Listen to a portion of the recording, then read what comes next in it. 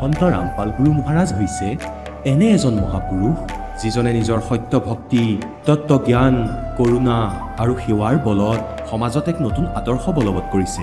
সন্ত ৰামপাল গুৰু মহাৰাজৰ নেতৃত্বত তেওঁৰ সকলো সৎলোক আশ্ৰমে কৰা বিস্ময়কৰ সমাজ কল্যাণমূলক কামে সমাজখনক সোণালী ভৱিষ্যতৰ এক নতুন আশা দেখুৱাইছে।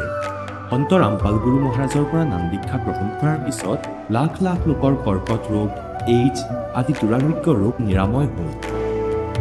সন্তজনাৰ জ্ঞানৰ পৰা অনুপ্ৰাণিত হৈ তেওঁৰ অনুগামীসকলে লাখ লাখ ইউনিট ৰক্তদান কৰে।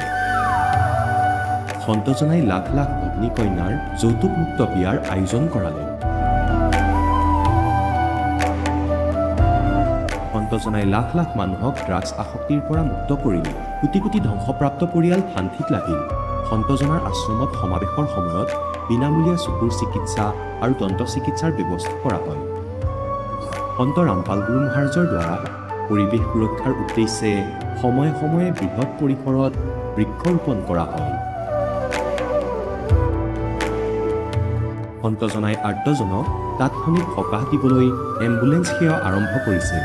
সন্তজনাই তেওঁৰ অনুগামীসকলক তেওঁলোকৰ শৰীৰ দান কৰিবলৈ অনুপ্ৰাণিত কৰে, যাতে মানৱতাৰ সেৱা আৰু চিকিৎসা ক্ষেত্ৰত উন্নতি কৰিব পৰা যায়।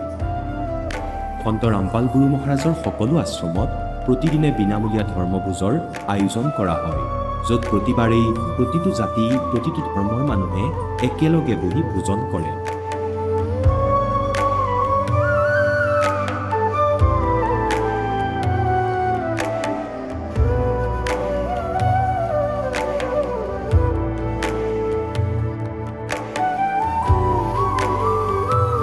সন্ত ৰামপাল গুৰু মহাৰাজৰ আশ্ৰমত সহস্ৰাধিক বৃদ্ধ বৃদ্ধাই শ্ৰদ্ধা আৰু মৰমেৰে জীৱন যাপন কৰাৰ সুযোগ পায়। তেওঁলোকৰ থকা খোৱাৰ আৰু স্বাস্থ্যৰ সম্পূৰ্ণ দায়িত্ব সন্ত ৰামপাল গুৰু মহাৰাজে বহন কৰে। অনাথ শিশুৰ বাবে সন্ত ৰামপাল গুৰু মহাৰাজৰ সকলো আশ্ৰম বিশেষ বৰদানতকৈ কম নহয়, য'ত তেওঁলোকক শিক্ষা, সংস্কাৰ আৰু ভৱিষ্যতৰ বাবে উন্নত সুবিধা প্ৰদান কৰা হয়। বানপানী, ভূমিকম্প বা মহামাৰী যিয়েই নহওক, সন্ত ৰামপাল গুৰু মহাৰাজ আৰু তেওঁৰ অনুগামীসকল সদায় আৰ্তজনৰ বাবে আগ্ৰহী হৈ থাকে। কোভিড মহামাৰীৰ সময়ত সন্ত ৰামপাল গুৰু মহাৰাজৰ আশ্ৰমৰ পৰা কোটি কোটি লোকক খাদ্য, ঔষধ আৰু জীৱন ৰক্ষক সামগ্ৰী যোগান ধৰা হৈছিল। দুখীয়াক সকাহ কৰাই হওক বা যিকোনো শোষিত বা নিপীড়িত শ্ৰেণীৰ অধিকাৰ আৰু মৰ্যাদাৰ বাবে যুঁজ দিয়াই হওক, সন্ত ৰামপাল গুৰু মহাৰাজে সদায় তেওঁলোকৰ সকলো ন্যায্য দাবী চৰকাৰৰ ওচৰলৈ লৈ গৈছে আৰু তেওঁলোকক উপযুক্ত ন্যায় প্ৰদানৰ ক্ষেত্ৰত গুৰুত্বপূৰ্ণ ভূমিকা পালন কৰি আহিছে।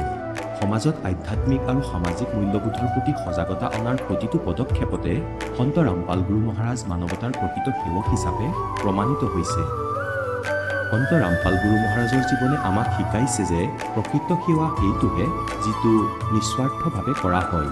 আহক আমিও এই মহান সন্তজনৰ এই মহান সেৱাৰ কামত যোগ দিওঁ আৰু সন্ত ৰামপাল গুৰু মহাৰাজৰ পৰা নাম দীক্ষা লৈ আমাৰ জীৱন ধন্য কৰি তোলোঁ।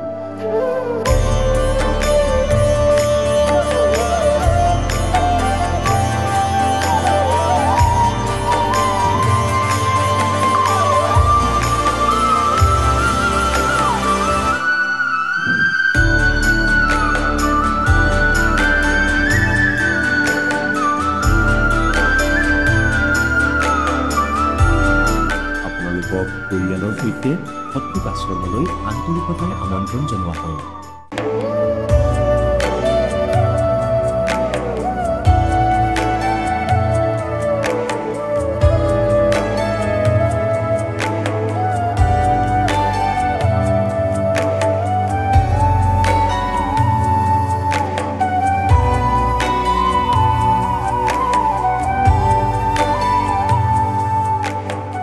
जब लग गुरु मिले ना साचा, तब लग गुरु करो 10 पाचा।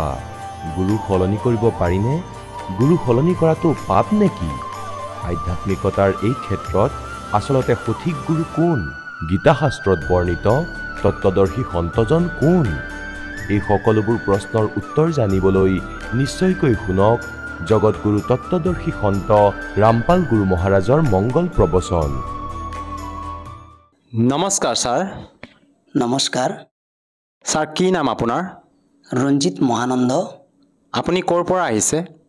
অসম ৰাজ্য বিশ্বনাথ জিলা গহপুৰৰ পৰা আহিছোঁ। আপুনি সন্ত ৰামপাল গুৰু মহাৰাজৰ পৰা নাম দীক্ষা কেতিয়া লৈছিল? 29/1/2017। আৰু তেখেতৰ পৰা নাম দীক্ষা লোৱাৰ আগতে আপুনি কেনেধৰণৰ ভক্তি সাধনা কৰিছিল? সন্ত ৰামপালজী মহাৰাজৰ চৰণৰ নাম দীক্ষা লোৱাৰ আগত মই এই জগতৰ পৰম্পৰা ব্ৰহ্মা বিষ্ণু মহেশ্বৰ দুৰ্গা গণেশ আদি আদি দেৱী দেৱতাৰ ভক্তি কৰি আছিলোঁ। আৰু আমাৰ কুলৰ পৰম্পৰা বা জগতৰ পৰম্পৰাৰ নিয়ম অনুসাৰে আমাৰ ঘৰত আমাৰ খুৰা বিষ্ণু ভগৱানৰ বিষ্ণু মন্দিৰৰ তেখেত পূজাৰী আছিলে।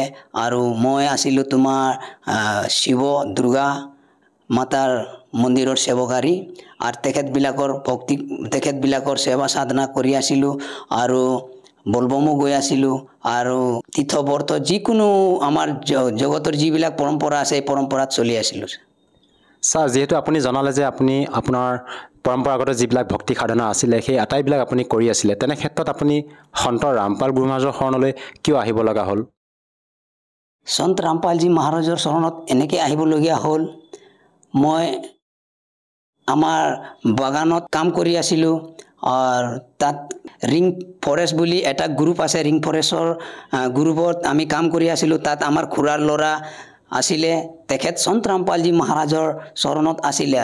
সেইটো সময়ত তেখেত আমি কাম কৰা অৱস্থাত কয় যে মই যি এটা ভক্তি লৈছোঁ, যি এটা গুৰু ধাৰণ কৰিছোঁ, এই ভক্তিৰ মই 101 পিঢ়ি মোৰ উদ্ধাৰ হ'ব বুলি তাৰ কোৱা শুনি তেতিয়া মই ভাবিলোঁ যে তেখেতে যেতিয়া কৈ আছে 101 পিঢ়ি উদ্ধাৰ হ'ব, মই এনেকৈ অনুভৱ কৰি ল'লোঁ যে আমাৰ খুৰাটো যেতিয়া বিষ্ণু মন্দিৰৰ যেতিয়া পূজাৰী আৰু মই হ'লোঁ শিৱ বা দুৰ্গা মাতাৰ যেতিয়া সেৱকাৰী, সেইটো লৈকিনি কৈ আছে নেকি, এনেকৈ মোৰ মনৰ অনুভৱ আছিলে।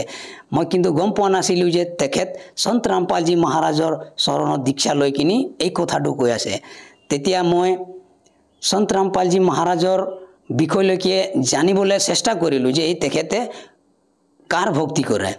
তেতিয়া আমাৰ ঘৰৰ টিভিত আমাৰ গাঁৱৰ দুই একটা ভনী হওক বা দাদাই হওক আহি সন্ত ৰামপালজী মহাৰাজৰ সৎসং শুনি থাকে, মই গম নাপাওঁ সেইটো।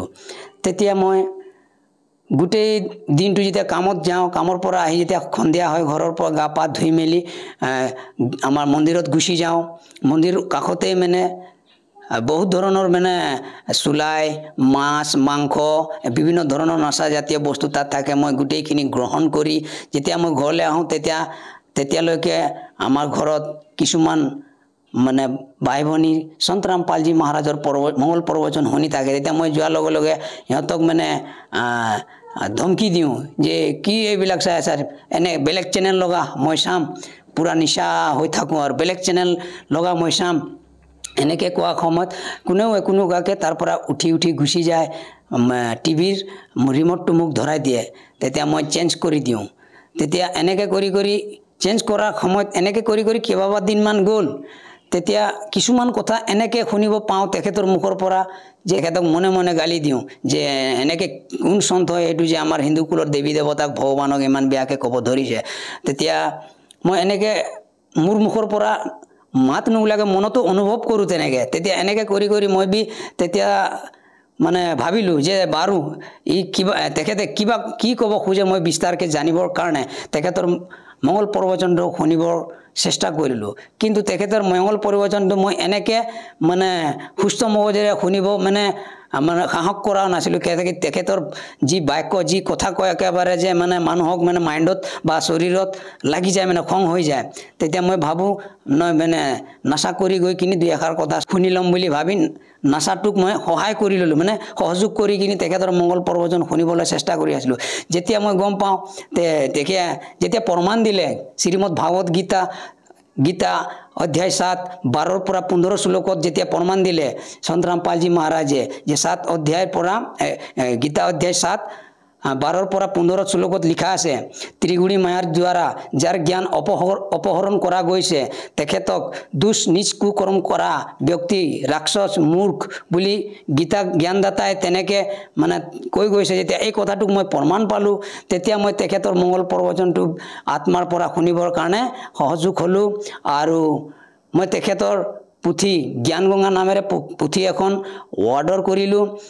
জ্ঞানগঙা নামৰ পুথিখন যেতিয়া অৰ্ডাৰ কৰাৰ কেইবামান দিনৰ পাছত আহিলে তেতিয়া এই পুথিখনো পঢ়ি মই তেখেতৰ মংগল প্ৰবচন শুনি তেতিয়া মোক যেতিয়া বিশ্বাস হ'ল গোটেই শাস্ত্ৰৰ লগত প্ৰমাণ গীতাই হওক বা গুৰু গ্ৰন্থ চাহেবে হওক বাইবেল হওক কোৰাণ শ্বৰীফ গোটেইখিনি মানে ধাৰ্মিক গ্ৰন্থবিলাক খুলি পঢ়ি মানে জগত ভগত চবক দেখাই শিকাই আছে যেতিয়া মই ভাবিলোঁ যে তেখেত তেতিয়া মানে কোনো ধৰণৰ নিজৰ ফালৰ পৰা কোনো এনে ধৰণৰ কথা মানে বক্তব্য দিয়া নাই তেখেতেতো আমাৰ শাস্ত্ৰক লৈ কিনিহে আমাক এই কথা মানে কৈ আছে যে আমাৰ গীতাখনত লিখা গৈছে কি বা আমাৰ ধৰ্মশাস্ত্ৰত লিখা গৈছে কি আৰু আমাক কৰাই আছে আমাৰ ধৰ্মগুৰুবিলাক কি গতিকে মই গোটেইখিনি জ্ঞানটোক যেতিয়া মই নিজে মানে শুনিলোঁ জ্ঞানগঙা আধ্যাত্মিক জ্ঞানগঙা পুথিখন পঢ়িলোঁ যেতিয়া মোৰ মনত অনুভৱ হ'ল যে তেখেতৰ পৰা দীক্ষা ল'লেহে মোৰ গতি মুক্তি হ'ব তেতিয়া মই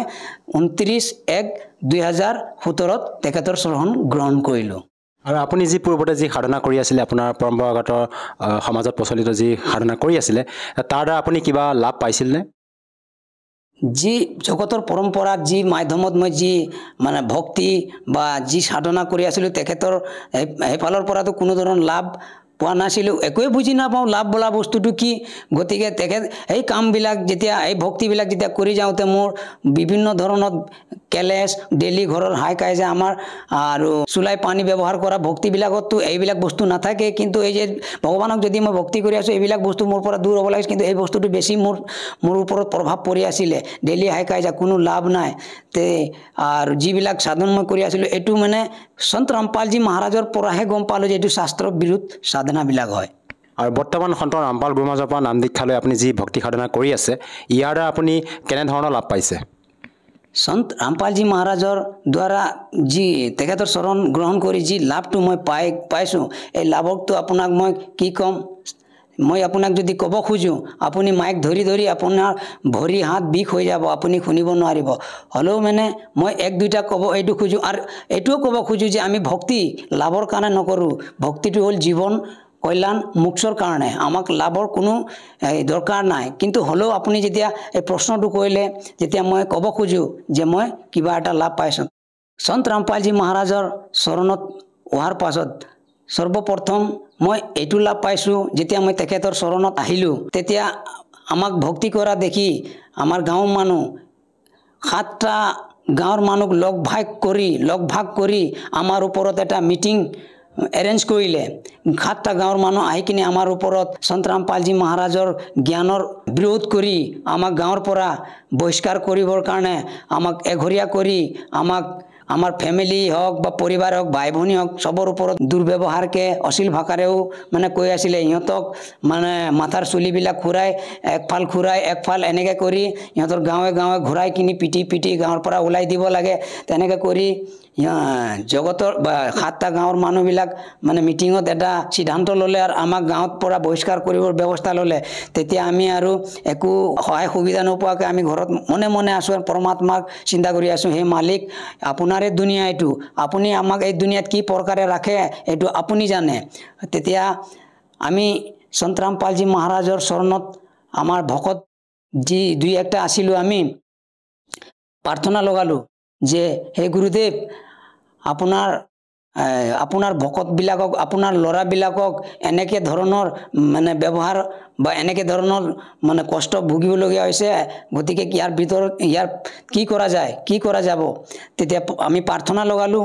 তেতিয়া গুৰুদেৱ মহাৰাজে ক'লে যে বেটা ল'ৰা তুমি চিন্তা কৰিব নালাগে তুমি ভক্তি কৰা সব ঠিক হৈ যাব মই পৃথিৱীত যদি মানে মানুহ আইনকহে মই মানুহ আইনৰ ওচৰত যোৱা তোমাৰ সব ঠিক হৈ যাব তেতিয়া গুৰুদেৱৰ বাক্য শুনি আমি আইনৰ ঘৰলৈ গ'লোঁ আইনৰ ঘৰলৈ যোৱাৰ পাছত তেতিয়া তাত আমি আইনৰ আগত আমাৰ যিবিলাক বক্তব্য আছিলে তাত অৱগত কৰিলোঁ তেতিয়া আইনে তেতিয়া ব্যৱস্থা ল'লে গাঁৱৰ মানুহক যিবিলাক মুৰব্বীবিলাক আছিলে মুৰব্বীবিলাক গোট খুৱাই ক'লে আপোনালোকে আজিৰ সন্ধিয়া 6টামান বজাত আমাৰ থানালৈ আহিবা আপোনালোকৰ লগত আৰু এই ভকতবিলাকৰ লগত আলাপ আলোচনা আছে তেতিয়া গাঁৱৰ মানুহে এটা প্লান বনালে আৰু গোটেই গাঁৱৰ মানুহক মানে যিবিলাক লিডাৰ আছিলে এইবিলাক গাঁৱৰ মানুহক ভড়কালে যে দেখিছে এই সন্তৰাম পালজী মহাৰাজৰ শিষ্যবিলাকে আমাৰ গাঁৱৰ মানুহক ৰাইজক মানে কেছ কৰিছে এনেকৈ বুলি আমাৰ ওপৰত আৰু বদনাম কৰি আমাক আৰু মাৰপিট কৰিব ধৰিলে যেতিয়া আমাক মাতিছিলে মানে আইনৰ ঘৰলৈ যেতিয়া আমি তাত গ'লোঁ তাত আগৰ পৰা তেখেতবিলাক উপস্থিত হৈ গোটেইখিনি বস্তুটো বনাই মানে কৈ গৈছে তেতিয়া যে ধৰক আমি মানে দুখী আৰু যেনেবা তেতিয়া আমি গৈ কিনি আইনৰ ওচৰত যেতিয়া থিয় হ'লোঁ আইনে যেতিয়া আমাক ক'লে যে তোমালোকে এনেকৈ মানে কি কৰিছা যে এইবিলাক তোমালোকক বেয়া পায় বা বেয়া ব্যৱহাৰ কৰি আছে প্ৰশাসনক ক'লোঁ যে ছাৰ আমি এনেকৈ আছিলোঁ আগত এনেকৈ নাচা কৰি আছিলোঁ এনেকৈ গাঞ্জা খাই আছিলোঁ মদ মাংস খাই মানে ঘৰৰ স্ত্ৰীকক দুৰ্ব্যৱহাৰ কৰি আছিলোঁ মাৰপিট কৰি আছিলোঁ এনেকৈ কৰা সময়ত গাঁৱৰ মানে চাই থাকে কিন্তু আহি কিনি কোনে মানে ৰক্ষা নকৰে বা নুবুজায় যে তোমালোকে এইটো কৰি আছা যেতিয়া এইটো ভুল হয় বা গলতি হয় কিন্তু মানুহে চাই ভাল পাই আছিলে মজাক উৰাই আছিলে তেতিয়া ছাৰক আমি এইটো ক'লোঁ যে এই বস্তুটোক যেতিয়া সন্ত ৰামপালজী মহাৰাজৰ মঙ্গল প্ৰবচনটো শুনিলোঁ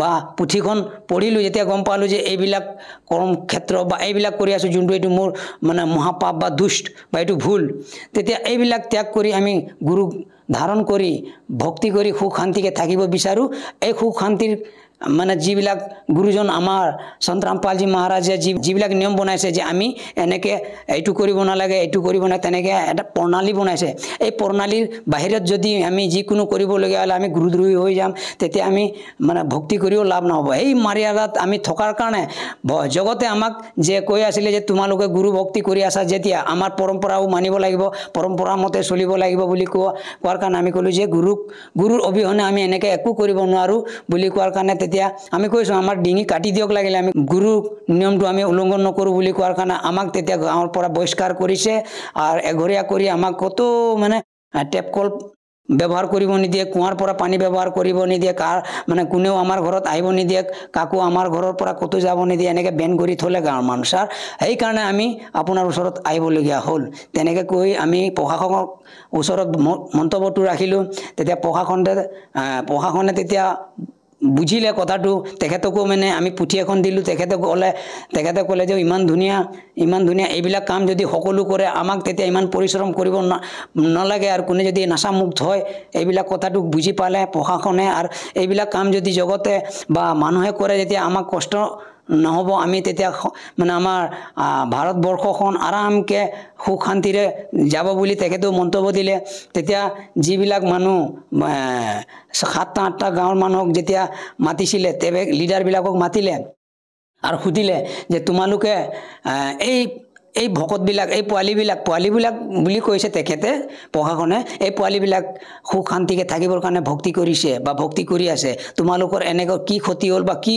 তোমালোকৰ ইহঁতি হানিকাৰক কৰিছে যে তোমালোকে ইহঁতক গাঁৱৰ পৰা বহিষ্কাৰ কৰিছা বা মাৰপিট কৰিছা বা ইহঁতক এঘৰীয়া কৰি আছা তোমালোকে কোৱাচোন বুলি লিডাৰবিলাকক যেতিয়া কোৱাৰ সময়ত লিডাৰবিলাক ক'লে যে ছাৰ আমি এনেকৈ একো কোৱা নাই ৰাইজে এইবিলাক কৈ আছে বুলি তেতিয়া প্ৰশাসনে ক'লে ৰাইজৰ কথা নকবাহে ৰাইজে একো গম নাপায় বা বুজি নাপায় বুলি তোমালোকক লিডাৰ বনাইছে গতিকে তোমালোকে মানে উচিত বিচাৰ কৰিবা বুলি তোমালোকৰ তাত উচিত বিচাৰ নাই এনেকৈ হ'লে কেনেকৈ হ'ব সেইকাৰণে তেখেতবিলাকক অকণমান প্ৰশাসনেও আইনৰ মতে তেখেতবিলাকক অকণমান মানে মৌখিকভাৱে অকণমান শাসন দিলে তেতিয়া যিবিলাক 7টা 8টা গাঁৱৰ মানুহ গৈছিলে আমাৰ ওপৰত মানে আমাৰ মানে গাঁৱৰ বহিষ্কাৰ কৰিছিলে সেইবিলাক তেতিয়া তাত আইনৰ ঘৰত তেতিয়া চুক্তিনামা এটা লিখিলে যে আজিৰ পৰা আমি সকলোৱে মিলিজুলি থাকিম কোনো কাকো দুখ কষ্ট নিদিওঁ বেয়া ব্যৱহাৰ নকৰোঁ নিজৰ ভক্তি নিজে কৰিম সকলোৱে ভাইচাৰাকে ভাই বন্ধুকে মিলি থাকিম বুলি চুক্তিনামা এটা দিলে আৰু তেতিয়াৰ পৰা আমি ইমান জগত ভকত আমি যিমান আছোঁ ইমান ধুনীয়াকৈ মিলিজুলি থাকোঁ যোনেও এতিয়া যদি চাই আমাক সৎসাই ভগতজী প্ৰণাম ভগতজী এনেকৈ বুলি কয় আৰু ইমান ধুনীয়া লাগে যে মানে মই এইটো এটা লাভ পালোঁ আৰু অন্য কি লাভ পাইছে ছাৰ আৰু অন্য লাভ এইটো পাইছোঁ ছাৰ আমাৰ ভকতমতী ৰাতিপুৱা ডিউটি যোৱা সময়তে হাইৱে ৰোডত ফুল স্পীডকৈ এটা বাইক আহি গ'ল আৰু আমাৰ ভকতমতীক যেনেকৈ ধৰক বিমান মানে জাহাজ উৰি যায় সেই চিষ্টেমত তেখেতক খুন্দা মাৰি উৰাই দিলে। এনেকৈ উৰাই দিলে যে যেতিয়া ৰোডত আশে পাশে থকা ব্যক্তিবিলাক চালে যে এই স্ত্ৰীটো আজি দুনিয়াৰ পৰা গুচি গ'ল আৰু মৰিলে আৰু এনেকৈ চবেই একদম চিঞৰ বাখৰ কৰিলে। সেইটো সময়তো এই আমাৰ হাইৱে ৰোডত প্ৰশাসনৰ প্ৰটেকশ্যন আছিলে। তেতিয়া প্ৰশাসনে যোনজন ব্যক্তিয়ে এক্সিডেণ্ট কৰিছিলে তেখেতক ধৰিলে, আমাৰ ভকতমতীকক কোচত লৈ কিনি তেতিয়া এম্বুলেঞ্চ মাতি তেতিয়া মোক ফোন লগালে যে আপুনি ক'ত? মোক ফোন লগাইছে মানে মোৰ নিজৰ পৰিবাৰৰ কোন ব্যক্তি এজনে ফোন কৰিলে যে আপুনি ক'ত? মই ডিউটি গৈ আছিলোঁ। তেতিয়া কৈছে যে আপুনি ফটককৈ আহি যাওক ঘৰলৈ, কিয়নো নহয় আপোনাৰ মিছেছক এক্সিডেণ্ট হৈছে।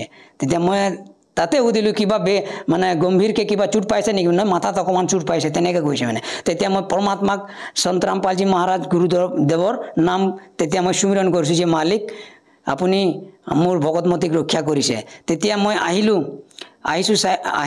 তেতিয়া তাত চালোঁ যে আমাৰ ভকতমতীক গোটেই পৰিবাৰটো বুকিছে আৰু মানে প্ৰশাসনো আছে, আমাৰ বাগানৰ চাহেবো আছে, এম্বুলেঞ্চ সোমাই আছে। তেতিয়া মই গ'লোঁ আৰু মাত দিছোঁ আমাৰ ভকতমতীক যে ভকতমতী তেতিয়া সন্ত ৰামপালজী মহাৰাজ জয় বুলি কৈ কিনি মোক মাত দিছে। যে মেডিকেলত আনি তেতিয়া গোটেই তাৰ চিকিৎসা কৰাইছোঁ।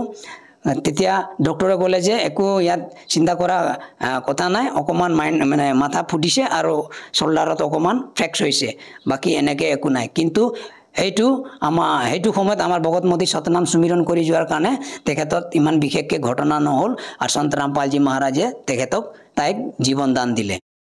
ছাৰ, আপোনালোকৰ গুৰু সন্ত ৰামপাল গুৰু মহাৰাজে এনেকুৱা কি ভক্তিবিধি প্ৰদান কৰে আপোনালোকক যাৰ দ্বাৰা নেকি আপুনি এনেধৰণৰ লাভ পাবলৈ সক্ষম হৈছে? সন্ত ৰামপালজী মহাৰাজ গুৰুদেৱে শাস্ত্ৰ অনুকূল ভক্তি দিয়ে।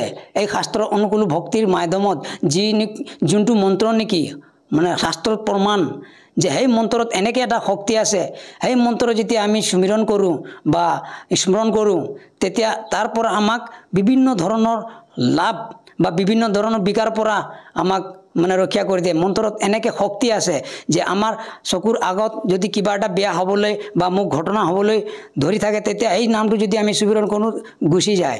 আৰু লাভটো আৰু আছিলে, মই ক'ব খোজোঁ যেতিয়া মোৰ কিডনীকত পাথৰ লাগিছিলে তেতিয়া মই বহুত অসুবিধা পাই আছিলোঁ। খোৱা বোৱাটো অসুবিধা, লেট্ৰিন বাথৰুম কৰাটো অসুবিধা। তেতিয়া মই চিন্তা কৰি থাকোঁতে আমাৰ মানে বহুত চিন্তা কৰোঁ।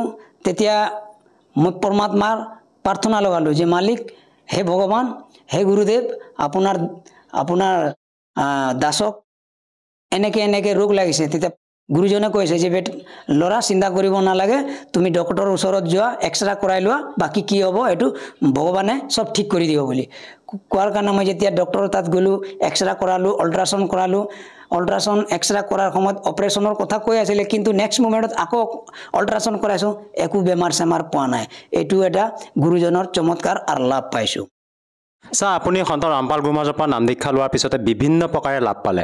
যিসকল দৰ্শকে আপোনাৰ এই টিভি স্ক্ৰীণত প্ৰত্যক্ষ কৰি আছে সেইসকল লোকক আপুনি কি বাৰ্তা দিব বিচাৰে যাতে তেওঁলোকেও আপোনাৰ দৰে উপকৃত হ'ব পাৰে?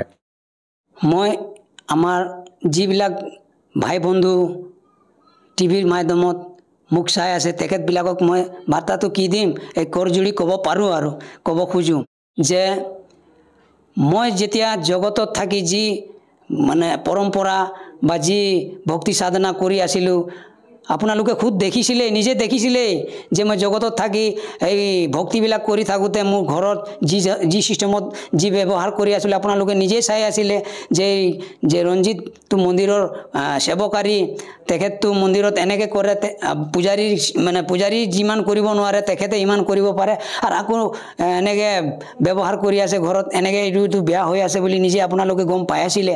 গতিকে মই এইবিলাকৰ পৰা যদি মই মুক্ত হ'ব পাৰিলোঁ, আপোনালোকেও মুক্ত হ'ব পাৰিব। জগতগুৰু তত্ত্বদৰ্শী সন্ত ৰামপালজী মহাৰাজৰ মংগল প্ৰবচনটো শুনিবলৈ চেষ্টা কৰক আৰু তেখেতৰ আধ্যাত্মিক পুথি জ্ঞান গংগা নামৰ পুথিখন পঢ়ক, মংগল প্ৰবচন শুনক, আপুনি জ্ঞানটো বুজক আৰু আপুনি মই যেনেকৈ লাভ পালোঁ আপুনি এই লাভ পাব পাৰে। আৰু যদিহে কোনো লোকে তেখেতৰ পৰা নাম দীক্ষা ল'ব বিচাৰে কেনেকৈ ল'ব পাৰিব? আজিকালি বহুতে সহজ আছে নাম দীক্ষা ল'বলৈ। আজিকালি বিভিন্ন চব ঘৰে ঘৰে মানে মোবাইল ছ'চিয়েল মিডিয়াৰ জামানাত আজিকালি ছ'চিয়েল মিডিয়াৰ যুগ আজি যদি আপোনালোকে সন্ত ৰামপালজী মহাৰাজৰ চৰণৰ দীক্ষা ল'ব বিচাৰে আপুনি সন্ত ৰামপালজী মহাৰাজৰ ছ'চিয়েল মিডিয়া মাধ্যমেৰে মোবাইলত চাৰ্জ কৰক সন্ত ৰামপালজী মহাৰাজজীৰ মংগল প্ৰবচন আৰু তাত সন্ত ৰামপালজী মহাৰাজৰ মংগল প্ৰবচন যেতিয়া চাৰ্জ হ'ব তেতিয়া তাত তলত এটা নাম্বাৰ থাকে এই নাম্বাৰবিলাকক আপোনালোকে কণ্টেক্ট কৰি আপোনাৰ নজদিক আপোনাৰ ওচৰত নামদান চেণ্টাৰত মানে নামদান চেণ্টাৰৰ খবৰ দিব ফোন কৰি আপুনি নামদান চেণ্টাৰত ফোন কৰি আপুনি যোগাযোগ কৰি সন্ত ৰামপালজী মহাৰাজৰ দীক্ষা লৈ আপোনালোকে এনেকৈ যেনেকৈ মই লাভ পাইছোঁ আপোনালোকেও লাভ পাব ধন্যবাদ থাকিল ছাৰ নমস্কাৰ এতিয়া জগতগুৰু তত্ত্বদৰ্শী সন্ত ৰামপাল গুৰু মহাৰাজৰ সৎসংগৰ মাধ্যমেৰে সেই অদ্বিতীয় আধ্যাত্মিক জ্ঞানৰ বিষয়ে জানি লওঁ যাৰ মাধ্যমেৰে আপোনালোকেও প্ৰাপ্ত কৰিব পাৰিব এনেকুৱা আধ্যাত্মিক মানসিক আৰু ভৌতিক সুখ যি এতিয়ালৈকে কেৱল আপোনালোকে মীৰাবাই ধ্ৰুৱ প্ৰহ্লাদ আদি কেইজনমান ভক্তৰ জীৱন কথাতহে শুনিছে এতিয়া শুনক তত্ত্বদৰ্শী সন্তৰ সৈতে শাস্ত্ৰ অনুকূল ভক্তি সৎসংগ এনেকুৱা অদ্বিতীয় আধ্যাত্মিক জ্ঞান যাৰ প্ৰমাণ আছে সকলো ধৰ্মৰ সকলো পবিত্ৰ শাস্ত্ৰত যেতিয়া 1000 বৰ্ষলৈকে তপস্যা কৰিলে তাৰ পাছত তেওঁ নিজে নিজে গুৰু হৈ ঋষভদেৱে নাম দিয়া আৰম্ভ কৰিলে প্ৰথমতে দীক্ষা দিলে অৰ্থাৎ জ্যেষ্ঠ শিষ্য নিজৰ নাতিক বনালে মাৰিচি আৰু মাৰিচিৰ জীৱই সেই আধাৰতে সাধনা কৰি কৰি জীৱনত কি দুখ পাইছিলে 80 লাখ বাৰ দেৱতাও হৈছিলে 60 কোটি বাৰ গাধ 30 কোটি বাৰ কুকুৰ মেকুৰী নাজানো কিমান দুখ হ'ল আকৌ জন্মিছিল আকৌ স্বৰ্গ আকৌ মনুষ্য এয়াতো সেই জীৱৰ অৱস্থা যিয়ে বেদ অনুসৰি সাধনা কৰি আছিল আৰু সেই পৰম শক্তি অৰ্থাৎ তেওঁলোকৰ প্ৰৱৰ্তকৰ পৰা উপদেশ লৈছিল আৰু পাছলৈ মহাবীৰ জৈন সেই জীৱই আগলৈ গৈ মহাবীৰ জৈন হৈছিল আৰু মহাবীৰ জৈনৰ কোনো গুৰু নাই তেওঁ নিজ ইচ্ছামতে হঠযোগ কৰিছিলে এনেকৈ আৰু উপদেশ দিয়া আৰম্ভ কৰিছিল আৰু 363 পাখণ্ড মত চলাইছিল এই পাখণ্ড মতৰ আধাৰত যিয়ে সাধনা কৰিব তেওঁলোকৰটো আৰু দুৰ্গতি হ'ব তেওঁলোকটো কেতিয়াও স্বৰ্গলৈ যাব নোৱাৰিব और मनुष्य हो बनवारिबो तो परमात्मा क्या बताते हैं कोट जन्म तुरंत जाकी मिट्टी न मन की आशा भिक्षुकों का दर दर गुम्या मिला नी निर्गुंडासा इंद्र कुबेर ईश की पदवी और ब्रह्मा वर्ण धर्मराया विश्वनाथ के लोक को जाकर तो फिर भी उल्टा आया असंग जन्म तना मरत्या हो गए जीवित क्यों ना मरे रे और 12 महल मध्य महल मठ बोरे हे 12 नंबर द्वारत है परमात्मार स्थान আছে মঠ আছে হটলোক আছে बहुर ना दे धरे दोजक भीष्ट सभी ते देखे राजपाट के रसिया এতিয়া ইয়াত জীৱিত মৰাৰ তাৎপৰ্য এইটো যে যেনেকৈ আপুনি এটা মৰাহ হৈ পৰি আছে এওক কোনোবাই গালি পাৰিলে ফন্দ বুলি ক'লে লাগিলে এওঁৰ ওচৰত এটা বটল থাকক ফুৰাৰ লাগিলে দিয়া হলায়ো থাকক বিৰিও ৰাখিলে তেওঁ চুব নোৱাৰে এটা এইটো যে আমি বিকাৰসকলৰ পৰা ওলোটা আঁতৰি যাব লাগে কোনোজনে ভাল বেয়া মন্তব্য কৰিলে আমাক অপমান কৰিলে তেনেহলে আমি সেই মৃত তুল্য হৈ আমি আমাৰ ক্ৰিয়া সম্পন্ন কৰিব লাগে দ্বিতীয়টো এইটো যে জীৱিত মৃত্যু এইটো যে ধৰি লওক আপুনি হঠংগৰ বাটেদি চলিলে আপোনাক কোনো এনে ধৰণৰ বস্তু যিটোৱে আপোনাক আমনি কৰি আছে যে এইটোৱে বাধা দিব পাৰে ক্ষতি হৈ যাব পাৰে তেন্তে মন পাপি আপুনি এই শিক্ষা এই মালিকৰ আধাৰ বনাওক যে ধৰি লওক আজি আপোনাৰ মৃত্যু হৈ গ'ল পাৰ্মানেন্টলি এতিয়া সদায় ক'বলৈ আৰম্ভ কৰিছে যে প্ৰধানমন্ত্ৰী ৰাষ্ট্ৰপতি মানুহ সদায় মৰি আছে তেওঁলোকৰো কামনা আছিলে এওঁলোকেও ভগৱানৰ নাম ল'ব পৰা নাছিল আৰু সেইসকল যিসকলে দৌৰাদৌৰি কৰি নিজৰ জীৱন নষ্ট কৰি আছিলে মায়াত তেন্তে এনেকৈ যেনেকৈ আপোনালোকে ইয়াত চলিব যদি লাগে তেনেহলে এইটো ভাবি লওক যে ভাই ধৰি লওক যে মোৰ মৃত্যু হৈ গ'ল পাৰ্মানেন্টলি নহয় কিন্তু যিটো হ'বলগীয়া সেইটো হ'বই আৰু 2-3 দিন আমি জীৱিতভাৱে মৃত্যু হৈ ঘূৰি আহিছো ভাবি লোৱা মানি লওক মই মৰি গৈছো মৃত্যু হৈ গ'ল তেতিয়া কোনে কৰিব সেই কামটো আৰু 2-3 দিন পিছত যদি মই যাওঁ তেন্তে ইয়াক সম্ভালি লম আৰু যদি পাৰ্মানেন্ট মৃত্যু হয় তেন্তে কি কৰিব এতিয়া পাৰ্মানেন্ট মৃত্যু হয় যদি তেতিয়া কি কৰিব তেওঁ ক'ত যাব যাৰ কাৰণে আমি ভগৱানৰ পৰা আঁতৰি আহিছো তেনেহ'লে এই কথাবোৰক আধাৰ বনাই কিছুদিন পিছত আপুনি ইয়ালৈ আহিবলৈ ধৰিব। আৰু যেতিয়া আপোনাৰ ভিতৰত ইমান দৃঢ়তা চাই ল'ম, আমিতো এইটোও কওঁ যে কপালত যি লিখা আছে সেইটো মুচিব নোৱাৰে, সেয়াই পাব। এইটো আমাৰ এটা কমন জ্ঞান। এতিয়া ধৰি লওক আপোনাৰ কপালত ক্ষতি হ'বলৈ আছে। এটা কথা কওঁ, এবাৰ জিন্দত গোটেই পৰিয়াল ছাদত শুই আছিল। গৰমৰ দিন আছিলে। ছাদত শুই আছিলে আৰু তলৰ পৰা চোৰে চুৰ কৰি লৈ গুচি গ'ল। গোটেই তেওঁলোকৰ ফ্ৰিজ, কুলাৰ, আলমাৰি, যিমান ধন আছিলে, গোটেই বিচনা, কাপোৰ, বাচন গোটেইবোৰ ভৰাই লৈ গ'ল ট্ৰাকত। ৰাতিপুৱা যেতিয়া উঠিলে একো নাপালে, এপাত চামুচো, গেছৰ চৌকাও নাছিলে। এতিয়া আকৌ গোটেই পৰিয়াল তাতেই আছিলে আৰু বিনাশ হৈ গ'ল। 10 লাখৰ বস্তু বাহিনী লৈ গ'ল। ক'বলৈ এইটোৱে বিচাৰিছে যে ভগৱানৰ ওপৰত বিশ্বাস ৰাখিম আৰু দুই এদিন এৰি ইয়ালৈ আহিম। ইয়াত জীৱন মৃতক বুলি কয়। असंग जन्म तन मरत्या होगे जीवित क्यों ना मरे रे और 12 मद महल मठ बोरे बहुर ना दे धरे रे दोजक भीष्ट सभी ते देखे। যেনে এতিয়া আপুনি মহাবীৰ জৈনদেৱৰ জীৱনী দেখিলে, স্বৰ্গটো কৈছে দোজখ মানে নৰক আৰু ভীষ্ট মানে স্বৰ্গ। दोजक भीष्ट सभी ते देखे राजपाट के रसिया और 3 लोक से भी तरपति नाही ये मन भोगी खसिया। আপোনাৰ ওচৰত এখন মটৰ চাইকেল আছে আৰু আপোনাৰ মনত এটা ইচ্ছা আছে যে মোৰ এখন কাৰ হৈ যাওক, এখন কাৰ হৈ যাওক, আৰু তেতিয়া সেই কাৰো আপোনাৰ হৈ গ'ল। আৰু কিছুদিন পিছত টকা হ'লে এনেকুৱা লাগিব এই কাৰখনটো সৰু হয়, এইবাৰ ডাঙৰ ন 7-8 লাখৰ, আৰু যিটো কৰিবলগীয়া কাম আছে সেইটো নপৰে, ইমানতে মৃত্যু হৈ যায়। সেই কাৰখনতে মৰি যাব পাৰে কোনোদিন এটা এক্সিডেণ্টত। আৰু আকৌ এই দুৰ্ঘটনাৰ পৰা ভগৱানেই ৰক্ষা কৰে যেতিয়া আমি তেওঁৰ শৰণলৈ আহি যাওঁ। तो क्या बताते हैं दोजक भीष्ट सभी ते देखे राजपाट के रसिया और 3 लोक से तरपत नाही यो मन भोगी खसिया। তেওঁক যিমানেই ধন দিয়া নহওক কিয় তেওঁ কেতিয়াও সন্তুষ্ট নহয়। এতিয়া এজন এচি ৰিটায়াৰ হ'ল, ছুপাৰিনটেণ্ডেণ্ট ইঞ্জিনিয়াৰ, বহুত আগৰ কথা, আৰু তেওঁৰ যথেষ্ট ভাল দৰমহা আৰু পোষ্টটো ভাল আছিলে, আৰু আকৌ আৰ্কিটেক্টৰ দোকান খুলি ল'লে আহি। সেই মায়াৰ লোভ কেতিয়াও শেষ নহয় জীৱৰ। এতিয়া 58-60 বছৰলৈকে তেওঁৰ নভৰিল আৰু আকৌ তেওঁ মাটি বাৰী ল'ব। আকৌ এনেকেই মৃত্যু হৈ যায়। এনেকৈ এই জীৱ ভগৱানৰ পৰা আঁতৰি গৈ দুখী হৈ থাকে। तो कहते हैं सतगुरु मिले तो इच्छा मिटे और पद मिल पदे समाना चल हंसा उस लोक पठाऊं जो आदि अमर स्थाना। ओए होए পৰমাত্মাই কয়, হে মৰমৰ আত্মা, হে হংস আত্মা, হে বিকাৰ ৰহিত মৰমৰ আত্মা, যিসকল ভগত তেওঁলোকক হংস বুলি কোৱা হয়। হংস এওঁলোকক কোৱা হয় যেনেকৈ হংস চৰাই আছে, এইবোৰ কোনোবা পুখুৰীত থাকে, তেন্তে এওঁলোকে কীট পতংগ নাখায়, জীৱ নাখায়, মাছ নাখায়। আৰু বগলী তেনেকুৱাই হয়, বড়িটো তেনেকুৱাই হয়।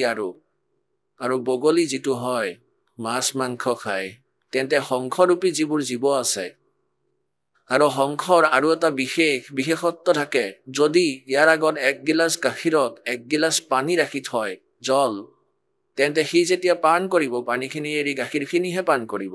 এটা এনেকুৱা গুণ দিছে মালিকে, সেই 1 গিলাচ পানী এৰি দিব আৰু গাখীৰখিনিহে গ্ৰহণ কৰি ল'ব। গাখীৰক পানীৰ পৰা পৃথক কৰাৰ বিকল্প আৰু কতো নাই, কেৱল ইয়াৰ ভিতৰতে এই গুণ আছে। গাখীৰ আৰু পানীক বেলেগ বেলেগ কৰা, অৰ্থাৎ ভাল আৰু বেয়াৰ নিৰ্ণয় কৰি যিজন ভগত, যিজন ব্যক্তি নিজৰ ক্ৰিয়া সাধনা কৰে, তেওঁ হংসৰ দৰে হয়। ই বেয়াটোক এৰি দিছে, ভাল কৰ্মৰূপী গাখীৰক গ্ৰহণ কৰি আছে, সৎ ভক্তি কৰি আছে। কোৱা হয়, चल हंसा उस लोक पठाऊं जो आदि अमर स्थाना। ओहो সকলোৰে আগত সদা সনাতন অমৰ লোক, সনাতন পৰম ধাম। গীতাৰ অধ্যায় নম্বৰ 18 শ্লোক নম্বৰ 62 কৈছে, অৰ্জুন তুমি সৰ্বভাৱেৰে সেই পৰমেশ্বৰৰ শৰণলৈ যোৱা। তেওঁৰ কৃপাৰে তুমি পৰম শান্তি আৰু সনাতন পৰম ধামক, শাশ্বতম স্থানম, শাশ্বত মানে অমৰ, সদায় অমৰ থকাজন,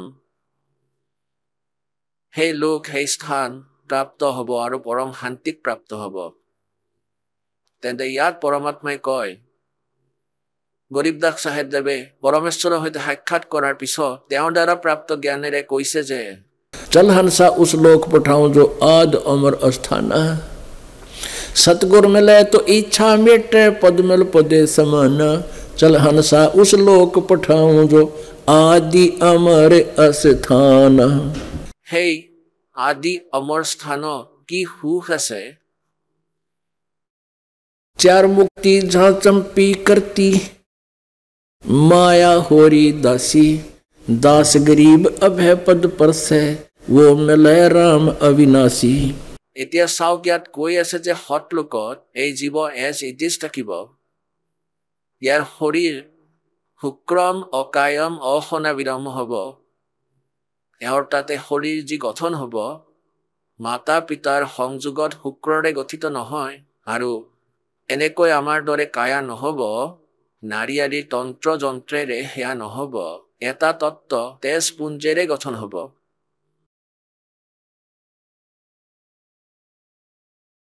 আৰু তাতে তেওঁৰ শৰীৰৰ ইমান উজ্জ্বলতা হ'ব জীৱৰ মনুষ্যৰ দৰে হ'ব। 16টা সূৰ্যৰ প্ৰকাশৰ সমান ইয়াৰ উজ্জ্বলতা হ'ব।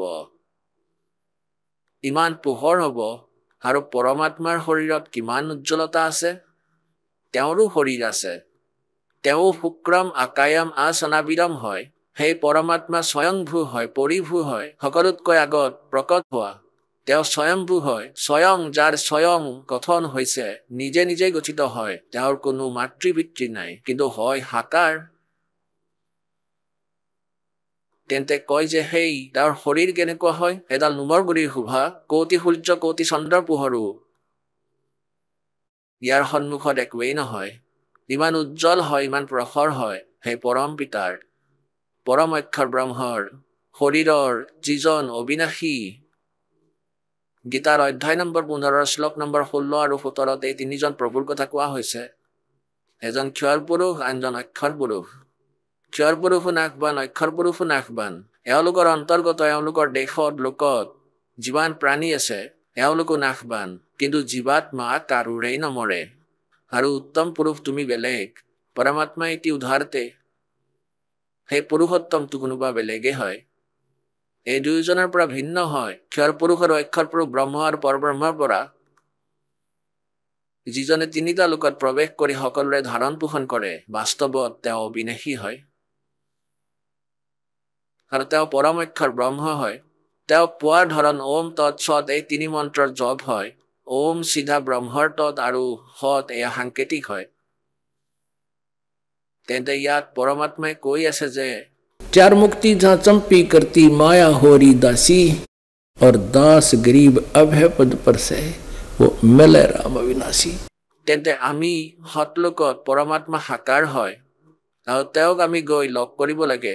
তাত ইমান সুখ আছে যে ইয়াত যি মুক্তি, চতুৰ্থ মুক্তি, 4টা মুক্তি আছে, এয়া তাতে সদায় তোমাৰ শৰণত থাকিব, সদায় সুখী থাকিবা, সদায় অমৰ হৈ থাকিবা। আৰু ইয়াৰ মুক্তিবোৰতো স্বৰ্গলোক মহাস্বৰ্গত গৈ সমাপ্ত হৈ যায় আৰু আকৌ জীৱৰূপত প্ৰাণী ইয়াত আহি ঘূৰি ফুৰে। कहते चार मुक्ति जहाँ चंपी करती माया होरी दासी। और दास गरीब अभय पद पर से তাত কোনো ভয় নাই, কোনো ধৰণৰ জৰা মৰণৰ ভয় নাই। और मिले राम अविनाशी। সেই অবিনাশী ভগৱানৰ মিলন হ'ব, তাতে সাক্ষাৎ দৰ্শন হ'ব পৰমাত্মাৰ। আৰু এয়া যি আজিৰ প্ৰসংগ আছিল যে অকৰ্মণ্য মানুহবোৰ, যিসকলৰ না কোনো আধ্যাত্মিক জ্ঞান আছে, না নিজৰ কোনো অনুভৱ আছে, তেওঁলোকে পৰমাত্মাক নিৰাকাৰ বুলি কৈ ভ্ৰমিত কৰি ৰাখিছে। তেওঁ সাকাৰ হয়, মনুষ্য সদৃশ হয়, নৰ আকাৰ হয়, তেওঁৰ শৰীৰ তেজময় হয়। যজুৰ্বেদ অধ্যায় নম্বৰ 5 শ্লোক নম্বৰ 1 দুবাৰকৈ প্ৰমাণিত কৰা হৈছে। अग्ने तनुरसी विष्णुवे तवा सोमस्य तनुरसी। অগ্নে মানে সেই পৰমেশ্বৰৰ, তনু মানে শৰীৰ, অসি মানে সেই পৰমেশ্বৰৰ শৰীৰ হয়, অৰ্থাৎ পৰমাত্মা তেজময় শৰীৰযুক্ত। और उस विष्णुवे तवा सोमस्य तनुरसी। সেই পৰমেশ্বৰৰ সকলোৰে লালন পালনৰ বাবে গীতাৰ অধ্যায় নম্বৰ 15 শ্লোক নম্বৰ 17 कि ये लोग तरम आविश्य विवर्ती अवैश्वर है। যিজন তিনিটা লোকত প্ৰৱেশ কৰি সকলোৰে ধাৰণ পোষণ কৰে। তেওঁ অবিনাশী পৰমাত্মা হয়। তেওঁৰ বিষয়ে বেদে কৈ আছে, যজুৰ্বেদ অধ্যায় নম্বৰ 5 শ্লোক নম্বৰ 1, অগ্নি তনুৰসি পৰমাত্মা তেজময় শৰীৰযুক্ত হয় আৰু তেতিয়া নিজৰ ৰূপক সৰল কৰি ইয়ালৈ আহে সকলোৰে ধাৰণ পোষণ কৰিবলৈ। বিষ্ণৱে মানে ধাৰণ পোষণ কৰাৰ বাবে, পালন পোষণ কৰাৰ বাবে। ত্বা মানে সেই, সমস্য মানে সেই অমৰ পুৰুষৰ, সৎপুৰুষৰ, পৰম অক্ষৰ পুৰুষৰ, তনু মানে শৰীৰ, আসি মানে আছে, অতিথি ৰূপত ইয়ালৈ আহে, অতিথি ৰূপত, আৰু তেওঁ আকৌ নিজৰ যথাৰ্থ জ্ঞানেৰে পৰিপূৰ্ণ কৰে। তেওঁ পূজাৰ যোগ্য পৰমাত্মা হয় আৰু তেওঁৰ পূজাৰে মুক্তি হ'ব। আমাৰ ইয়াৰ পৰা যোৱা সৎলোকত, তেন্তে ইয়ালৈ আমি যেতিয়া যাম, যদি এয়া কোনোজনে ক'লে হয় যে তাতে পৰমাত্মা নাই, তেন্তে তালৈ যামনো কিয়, তাতে কৰিমনো কি, তাতে নিৰাকাৰৰ লগত কি কৰিম, তেওঁতো ইয়াতো আছে, সকলোতে থকা বুলি কৈছে। তেন্তে তাতে মালিক সাকাৰ ৰূপত আছে। তেওঁৰ দৰ্শনত ইমান আনন্দ হয় যে আৰু তাত কোনো দুখেই নাই, না বৃদ্ধাৱস্থা না মৃত্যু। वह सदा सुखी रहोगे। बोलो सतगुरुदेव।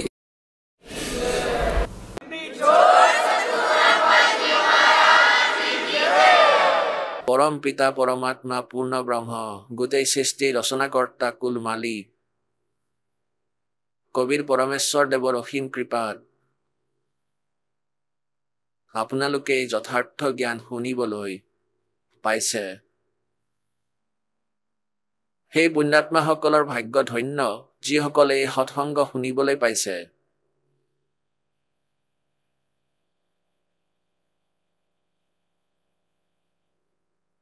আপোনালোকক ৰাতিপুৱাৰ সৎসংগত এয়া কোৱা হৈছিল যে কাল ভগৱানে আমাক সকলোকে নিজৰ স্বাৰ্থত, নিজৰ কাৰ্য সিদ্ধি কৰিবলৈ, অৰ্থাৎ 1,00,000 মানৱ শৰীৰধাৰী প্ৰাণীৰ সূক্ষ্ম শৰীৰক তপতশিলাত ভাজি খোৱা, আকৌ এওঁলোকক 84 লাখ যোনিত ঘূৰাই থকা, এয়াই তেওঁৰ মূল উদ্দেশ্য হয়। আৰু এই কাল ভগৱানে যথাৰ্থ জ্ঞান, যি পৰমাত্মাৰ হয়, পূৰ্ণ ব্ৰহ্ম কোন হয়, কেনেকুৱা হয়, তেওঁক পোৱাৰ যি বিধি আছে, পূৰ্ণ মুক্তিৰ মাৰ্গ আছে, সেয়া পূৰ্ণ ৰূপেৰে লুকুৱাই ৰখা হৈছে, পোহৰলৈ আহিবলৈ দিয়া হোৱা নাই। কাল প্ৰেৰণাৰে যিমানে ঋষি, মহৰ্ষি, সন্ত, দেৱতা পৈগম্বৰ হৈছে, তেওঁলোকে কেৱল কাললৈ, ব্ৰহ্মলৈহে জ্ঞান দিছে যে এওঁ পৰমাত্মা হয় আৰু এওঁক নিৰাকাৰ বুলি কৈছে। এতিয়া নিৰাকাৰ বুলি কিয় কোৱা হৈছে? কাৰণ এই কাল ভগৱানে ব্ৰহ্মই, এই 21 ব্ৰহ্মাণ্ডৰ স্বামী ক্ষৰ পুৰুষে এনেকুৱা লোকবেদ আৰম্ভ কৰি দিলে আৰু বেদত জ্ঞান ব্ৰহ্মলৈকেহে তথ্য পোৱাৰ বিধি, ব্ৰহ্ম সাধনাৰেই তথ্য দি দিলে, আৰু যি মূল জ্ঞান আছিলে বেদৰ সূক্ষ্ম বেদ, সেয়া লুকুৱাই দিলে। যাৰ আধাৰত ঋষিসকলে, মহৰ্ষিসকলে, সাধুসকলে, শ্ৰদ্ধালুসকলে পৰমাত্মাৰ দৰ্শন পাবলৈ চেষ্টা কৰিছে, আৰু চেষ্টা কৰি কৰি তেওঁলোকে পৰমাত্মাক নাপালে। যি বিধিৰে পৰমাত্মাৰ লগত তেওঁলোকৰ সাক্ষাৎ নহল, যি বিধিৰে তেওঁলোকে সাধনা কৰি আছিলে, সেই সাধনা, সেই পূজা পৰমাত্মাক পোৱাৰ, সাক্ষাৎকাৰ কৰাৰ নাছিলে।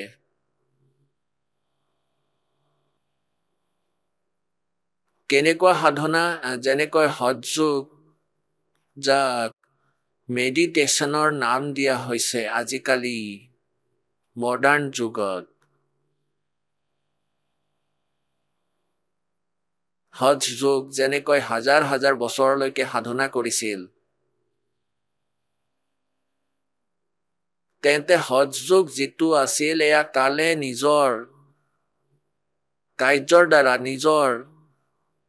নিজৰ কাম সিদ্ধ কৰিবৰ বাবে এয়া আৰু অজ্ঞান এই মানৱ সমাজত বিয়পাই দিলে। আৰু দ্বিতীয়টো ওম নামৰ মন্ত্ৰ যজুৰ্বেদ অধ্যায় নম্বৰ 40 শ্লোক মন্ত্ৰ নম্বৰ শ্লোক কক বা মন্ত্ৰই কক 15 তাতে স্পষ্ট কৰা আছে যে ओम कर्तु समर किलवे समर और कर्तुम समर। ওম নামৰ জপ ওম নামৰ স্মৰণ কাম কৰি কৰি স্মৰণ কৰা বিশেষ আগ্ৰহেৰে এক শ্ৰদ্ধাৰ লগত ইয়াক স্মৰণ কৰা আৰু মানৱ জীৱনৰ মূল কৰ্তব্য জানি ওম নামৰ স্মৰণ কৰা যাৰ দ্বাৰা আপোনালোকক যি এই স্থূল শৰীৰৰ ভিতৰত এটা সূক্ষ্ম শৰীৰ আছে সেই সূক্ষ্ম শৰীৰত এটা এই ওম নামৰ জপেৰেই এটা এনেকুৱা শক্তি আহি যায় সিদ্ধি আহি যায় আৰু তেওঁ ইয়াৰ উপাৰ্জনৰ আধাৰত দেৱ ৰূপ ধাৰণ কৰি স্বৰ্গ আদি মহাস্বৰ্গত নিজৰ কৰ্ম অনুসৰি গুচি যায় আৰু ব্ৰহ্ম সাধনা কৰোতা জন ওম নামৰ জপ কৰোতা হঠযোগ কৰা জন কাৰণ ইয়াত এতিয়া ৰাতিপুৱা কোৱা হৈছিল যে যেনেকৈ কৰ্ম কৰিবা তেনেকুৱাই ফল পাবা হঠযোগ যিজনে কৰিলে মেডিটেশ্যন কৰে 1000 বছৰলৈ ইয়াৰ বেলেগকৈ বেনিফিট পোৱা যায় বেলেগকৈ লিখা হয় ওম নামৰ জপ কৰিলে ইয়াৰ বেলেগ একাউণ্ট থাকে যেনেকৈ গায়ত্ৰী মন্ত্ৰ আছিলে বনাই ৰাখিছিলে এই অজ্ঞানীসকলে যজুৰ্বেদ অধ্যায় নম্বৰ 34 মন্ত্ৰ নম্বৰ 3 গায়ত্ৰী মন্ত্ৰ কোৱা হৈছে আৰু ইয়াৰ লগত নিজৰ ভাৱ অনুসাৰে ওম নাম লগাই লৈছে কিয়নো এই ব্যক্তিবোৰে আজিলৈকে এয়াও নাজানে যে যজুৰ্বেদৰ যাক আপোনালোকে গায়ত্ৰী মন্ত্ৰ বুলি কয় এয়া যজুৰ্বেদৰ এটা মন্ত্ৰহে হয় এইটো নিজৰ ভাৱনাৰ পৰা কিছু উপনিষদৰ পৰা কিছু অংশ ৰাখিছিলে কিছু কৰবাৰ পৰা কিন্তু এতিয়া এয়া গম পোৱা গ'ল যে বেদবোৰ পঢ়ি যে যজুৰ্বেদ অধ্যায় নম্বৰ 37 মন্ত্ৰ 3 আৰু ইয়াৰ আগত ওম লগোৱা বহুত বেয়া হয় কাৰণ ওমটো ব্ৰহ্মৰ মন্ত্ৰ হয় আৰু এয়া যজুৰ্বেদ অধ্যায় নম্বৰ 37 শ্লোক 3 হয় এয়া পূৰ্ণ পৰমাত্মাৰ মহিমা হয় পৰমেক্ষৰ ব্ৰহ্মৰ তথ্য হয় এতিয়া যেনেকৈ কোনোৱে প্ৰধানমন্ত্ৰীৰ লগত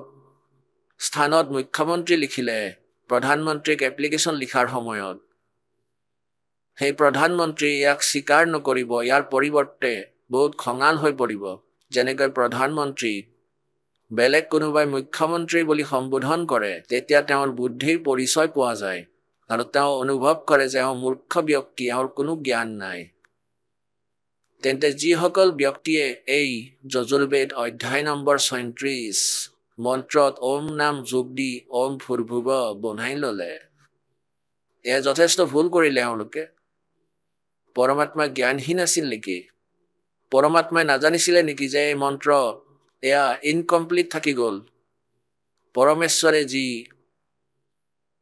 বাণী উচ্চাৰণ কৰি দিলে ইয়াক মিক্স কৰাটো ইয়াক নষ্ট কৰা হয় যিকোনো এড কৰা যেনেকৈ গাড়ীৰ পিষ্টন বনাই ৰাখিছে কোম্পানীয়ে আৰু ইয়াতে কোনোবাই চতুৰতা দেখালে ইয়াৰ লগত এটা নট ৱেল কৰি দিলে যে এতিয়া বহুত বঢ়িয়া পিষ্টন হৈ গ'ল ইটো এয়া নষ্ট কৰি পেলালে কোম্পানীয়েতো একেবাৰে একুৰেট বনাই পঠাই দিছিলে আৰু এইটোৱে সঠিক কাম কৰে তেন্তে কোৱাৰ ভাৱ এইটো যে যেনেকৈ কোনো এটা এই যিকোনো বেদৰ 1 মন্ত্ৰ 2 মন্ত্ৰ 10 মন্ত্ৰ 20 মন্ত্ৰ অথবা যেনেকৈ শ্ৰীমদ ভাগৱত গীতাৰ এটা অধ্যায় আৰু প্ৰতিদিন কৰিছিলে এওঁলোকে পাঠ কৰিছিলে তেন্তে এওঁলোকৰ একাউণ্ট বেলেগকৈ লিখা হয়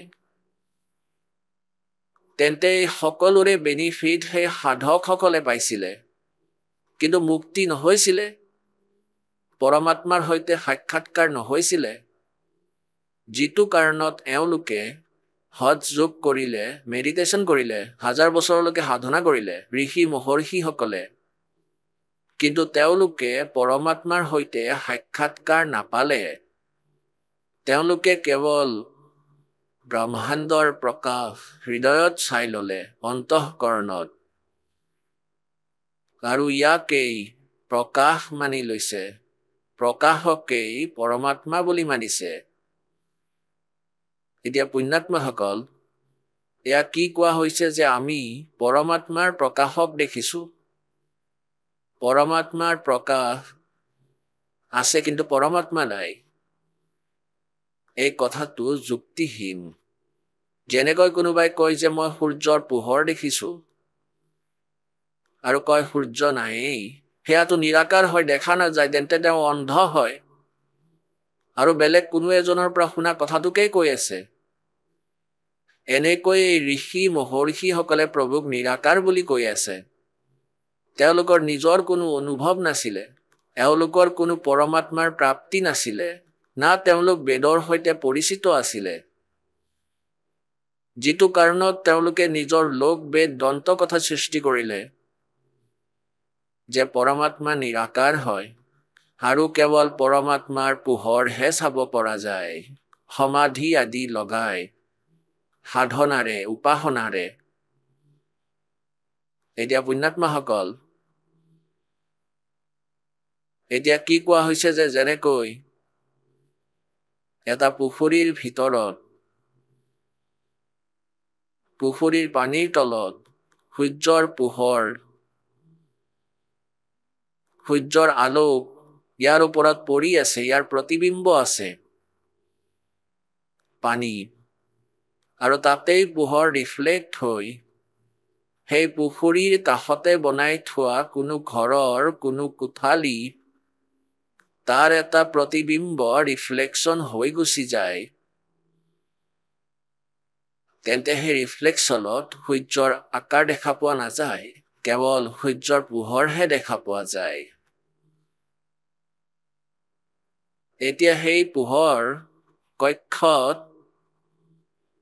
কক্ষত দেখা পোৱা পোহৰক কোৱা হৈছে যে এয়া সূৰ্যৰ পোহৰ হয় কিন্তু সূৰ্যক নিৰাকাৰ বুলি কৈছে তেন্তে তেওঁলোকৰ কোনো জ্ঞানেই নাই এনেকুৱাই ধৰি লোৱা যে সংসাৰৰূপী কোঠালি এই ব্ৰহ্মাণ্ডই কোৱা বা অন্ধ বুলি কোৱা নতুবা পিণ্ড কোৱা এই পিণ্ড শৰীৰক পিণ্ড কোৱা হয় আৰু ব্ৰহ্মাণ্ড অন্ধ বুলি কোৱা হয় কাৰণ ইয়াৰ আকাৰ কণীৰ দৰে হয় কণীৰ নিচিনা ইয়াৰ আকাৰ হয় তেন্তে অন্ধ আকাৰ অন্ধ অৰ্থাৎ ব্ৰহ্মাণ্ডত সেই পূৰ্ণ পৰমাত্মাৰ পোহৰ এনেকৈ ৰিফ্লেক্ট হৈ আহিছে যেনেকৈ সৰোবৰৰ পানীৰে ৰিফ্লেক্ট হৈ প্ৰতিবিম্ব কেৱল পোহৰৰ প্ৰতিবিম্ব কোঠালি পাই গ'ল আৰু সেই কোঠালিৰ ভিতৰত চাওতাজনে এয়া দেখিছে যে মই সূৰ্যৰ পোহৰ দেখিছো কিন্তু পৰমাত্মা নিৰাকাৰ কেৱল ইয়াৰ পোহৰহে দেখা পোৱা যায় তেন্তে এনেকুৱা সিদ্ধান্ত হয় এই অজ্ঞান ঋষিসকল বেদ জ্ঞানহীন ঋষি মহৰ্ষি আৰু দেৱতা আৰু গুৰু ব্ৰাহ্মণসকলৰ যিসকলে এতিয়ালৈকে পৰমাত্মাক নিৰাকাৰ বুলি কৈছে আৰু লগতে এয়া কোৱা হয় যে প্ৰভুৰ ডিভাইন লাইট পৰমাত্মাৰ পোহৰ চাব পাৰি প্ৰকাশ পৰমাত্মা প্ৰকাশ পুঞ্জ হয় অৰ্থাৎ সেই ৰিফ্লেক্ট যি পোহৰ দেখিলে ইয়াকে ভগৱান বুলি কৈছে তেওঁ নিৰাকাৰ হয় এতিয়া পুণ্যাত্মাসকল ইয়াৰ কোনো সিদ্ধান্তই যিকোনো সৎগ্ৰন্থৰ লগত মিল নাখায় পৰমাত্মা কেনেকুৱা হয় ক'ত থাকে কেনেকৈ তেওঁৰ প্ৰাপ্তি হ'ব পাৰে ইয়াৰ বিষয়ে আমাৰ সৎগ্ৰন্থত বহুত সুন্দৰকৈ বিৱৰণ দিয়া আছে আৰু যি ব্ৰহ্মক তেওঁলোকে নিৰাকাৰ বুলি মানে তেওঁ নিজৰ বিধান বনাই ৰাখিছে। তেওঁ এটা প্ৰতিজ্ঞা কৰি ৰাখিছে যে মই কেতিয়াও কাকোৱে দৰ্শন নিদিওঁ, না বেদত বৰ্ণিত বিধিৰে, না কোনো জপেৰে তপেৰে, না ক্ৰিয়াৰে।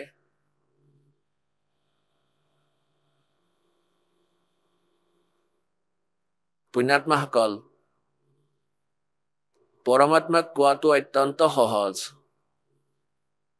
কিন্তু এয়া নিশ্চিত হোৱাটো যি সাধনা আমি কৰি আছো সেয়া ঠিক হয় নে নহয়, আৰু যি জ্ঞান আমি প্ৰাপ্ত কৰিছো এয়া একেবাৰে শাস্ত্ৰ অনুকূল, এয়া বিশ্বাস হোৱাটো অত্যন্ত কঠিন হয়। আৰু যেতিয়ালৈকে এয়া বিশ্বাস নহয় তেন্তে আপোনাৰ বুদ্ধি ভিন ভিন প্ৰকাৰৰ ভ্ৰমিত কৰা জ্ঞানৰ পৰা আঁতৰি নাযায়। ইয়াৰ বাবে দাসৰ প্ৰয়ত্ন এইটো যে সকলো সৎগ্ৰন্থ আপোনালোকৰ সভ্য সমাজ, আজি বিদ্বান সমাজ হয়, শিক্ষিত সমাজ হয়, ভনী ছোৱালী ভাই বৃদ্ধ ডেকা সন্তান সকলো শিক্ষিত হয়, আখৰৰ জ্ঞান তেওঁলোকৰ পূৰ্ণ ৰূপত আছে। আৰু আমাৰ সৎগ্ৰন্থ হিন্দীত লিপিবদ্ধ হৈছে, প্ৰথমতেতো সংস্কৃতত আছিল। আহক আমি এতিয়া সেই শ্ৰদ্ধালুসকলৰ অনুভৱবোৰ জানো, যিসকলে জগতগুৰু তত্ত্বদৰ্শী সন্ত ৰামপাল গুৰু মহাৰাজৰ পৰা দীক্ষা প্ৰাপ্ত কৰিছে তথা তেওঁ কোৱা ভক্তি মাৰ্গ এওঁলোকে অৱলম্বন কৰি আছে। নমস্কাৰ ছাৰ। সৎ চাহেব। ছাৰ কি নাম আপোনাৰ? মোৰ নাম কৃষ্ণা দাস হয়। কৃষ্ণা, আপুনি ক'ৰ পৰা আহিছে? মই বলোদা বজাৰ ছত্তীশগড়ৰ। কৃষ্ণা, আপুনি সন্ত ৰামপালদেৱ মহাৰাজৰ পৰা নাম দীক্ষা কেতিয়া ল'লে? মই মুক্তিদাতা সন্ত ৰামপালদেৱ মহাৰাজৰ পৰা নাম দীক্ষা 12/10/2020 লৈছোঁ। সন্ত ৰামপালদেৱ মহাৰাজৰ পৰা নাম দীক্ষা লোৱাৰ আগতে আপুনি কি ভক্তি সাধনা কৰিছিল? মই হিন্দু ধৰ্মৰ হনুমান দেৱৰ ভক্তি সাধনা কৰিছিলোঁ, হনুমান চালিচাৰ পাঠ কৰিছিলোঁ। তেন্তে আপুনি সন্ত ৰামপালদেৱ মহাৰাজৰ শৰণলৈ কিয় আহিলে? আমাৰ এজন ভগতদেৱ আছে আশুতোষ বন্ধাৰা, তেওঁৰ পৰা মই গম পালোঁ সন্ত ৰামপালদেৱ মহাৰাজৰ পৰা নাম দীক্ষা লোৱাৰ বাবে। তেওঁ মদ খাইছিলে, সেয়া এৰা খালে, সেইবাবে ময়ো নাম দীক্ষা ল'লোঁ। ছাৰ, আপুনি সন্ত ৰামপালদেৱ মহাৰাজৰ পৰা নাম দীক্ষা লোৱাৰ পিছত কিবা লাভ পালেনে? মইতো বহুত লাভ পালোঁ। তাৰে ভিতৰত ডাঙৰ লাভটো হ'ল মই আগতে মদ খাইছিলোঁ আৰু 2-3 বছৰ আগতে মই মদ বহুত বেছিকৈ খাইছিলোঁ, বিয়াৰ ইত্যাদি খাইছিলোঁ। এদিনত 8-10টামান বিয়াৰ খাই দিছিলোঁ।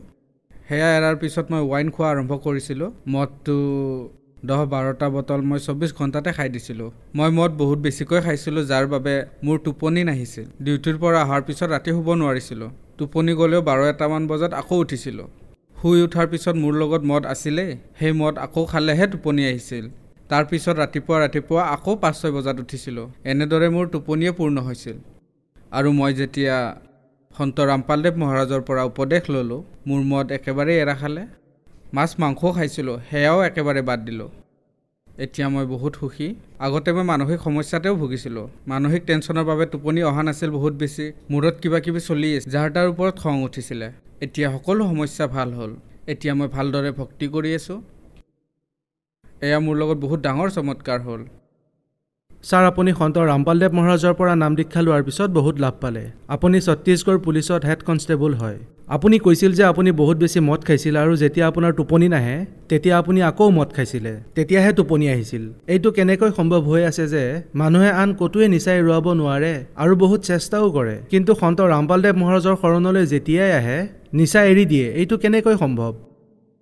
মুক্তিদাতা সন্ত ৰামপালদেৱ মহাৰাজে যি প্ৰবচন দিয়ে, যি নাম উপদেশ দিয়ে, সেয়া ডাইৰেক্ট পৰমাত্মাৰে নাম উপদেশ হয়। আৰু সেই নাম উপদেশ মই আজিলৈকে পোৱা নাছিলোঁ। এই মুক্তিদাতা সন্ত ৰামপালদেৱ মহাৰাজ পৰমাত্মাৰে ৰূপ হয়, তেওঁৱেই অৱতাৰ হয়, যাক আমি এতিয়ালৈকে বুজিব পৰা নাছিলোঁ। তেওঁৰ পৰা নাম উপদেশ পালোঁ। তেওঁৰ নাম উপদেশ মন্ত্ৰৰ পৰা যি জপ কৰোঁ তাৰ পৰা যি লাভ পাইছোঁ, এতিয়াহে মই বুজি আছোঁ। তেওঁ আমাৰ সাক্ষাৎ পৰমাত্মাই অৱতৰিত হৈছে সন্ত ৰামপালদেৱ মহাৰাজ। সন্ত ৰামপালদেৱ মহাৰাজৰ পৰা নাম দীক্ষা কেনেকৈ ল'ব পাৰি? সন্ত ৰামপালদেৱ মহাৰাজৰ পৰা নাম দীক্ষা লোৱাৰ বাবে তেওঁ যি সৎসংগ দিয়ে তাৰ তলত হালধীয়া শাৰী এটা আহে। আপুনি যিখন জিলাত থাকে তাৰে নামদান কেন্দ্ৰৰ ফোন নম্বৰ দিয়া থাকে। আপুনি যদি ফোন কৰে তেতিয়া আপুনি বিনামূলীয়াকৈ নামদান উপদেশ পাই যাব। ধন্যবাদ ছাৰ। সৎ চাহেব।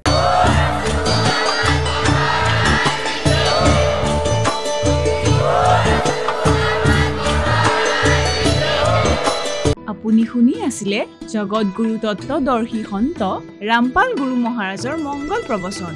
অধিক জানিবৰ বাবে ভিজিট কৰক www.jagatgururampalji.org সন্ত ৰামপাল গুৰু মহাৰাজৰ শুভ আশীৰ্বাদত সমগ্ৰ বিশ্বতে 500তকৈ অধিক নাম দীক্ষা কেন্দ্ৰ আছে য'ত সন্ত ৰামপাল গুৰু মহাৰাজৰ দ্বাৰা বিনামূলীয়াকৈ নাম দীক্ষা দি থকা হৈছে আপোনাৰ ওচৰৰ নাম দীক্ষা কেন্দ্ৰৰ ঠিকনা জানিবলৈ সম্পৰ্ক কৰক 7082208528